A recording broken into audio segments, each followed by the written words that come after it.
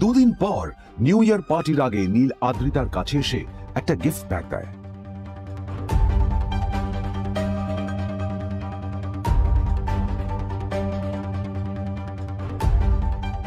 আদ্রিতা মুখ বেজার করে বাক্সটা খুলল।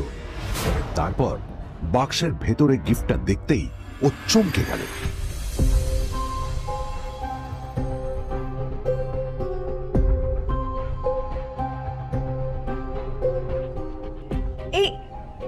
এই ফোনটা মানে এটা তো একটা স্পেশাল এডিশন, এটার দাম তো 3 কোটি টাকা।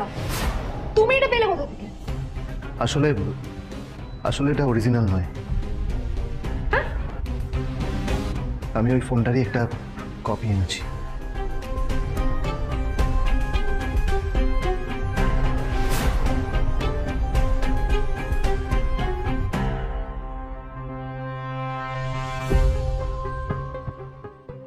কিন্তু আদ্রিতার নীলের কথা একটু সন্দেহ হয়, কারণ ফোনটা দেখে একেবারেই আসল বলেই মনে হচ্ছিল। পরের দিনই আদ্রিতা ওই কোম্পানির শোরুমে গেল। এই ফোনটা একটু দেখুন না প্লিজ। ওয়াও, আচ্ছা ম্যাম, আপনি কি মিস্টার রয় চৌধুরীর বন্ধু? কে মিস্টার রয় চৌধুরী?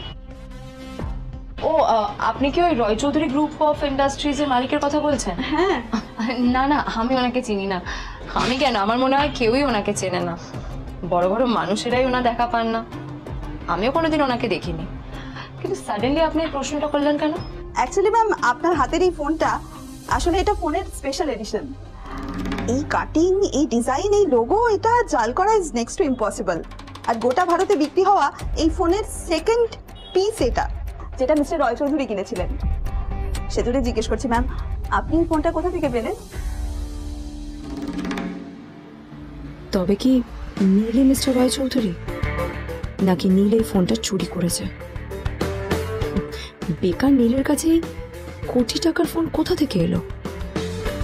নীলের সত্যিটা তাহলে কি? আর ও যদি সত্যি বড় লোক হয়ে থাকে, তবে ওর নিজের শ্বশুর বাড়িতে খরচামাই হয়েই বা থাকে কেন? আদ্রিতা এসব কথাই মনে মনে ভাবছিল। তবে আদ্রিতার বিশ্বাস ছিল যে কোনো না কোনো মতলব করেই নীল এই ফোনটা আদ্রিতার জন্য নিয়ে এসেছিল।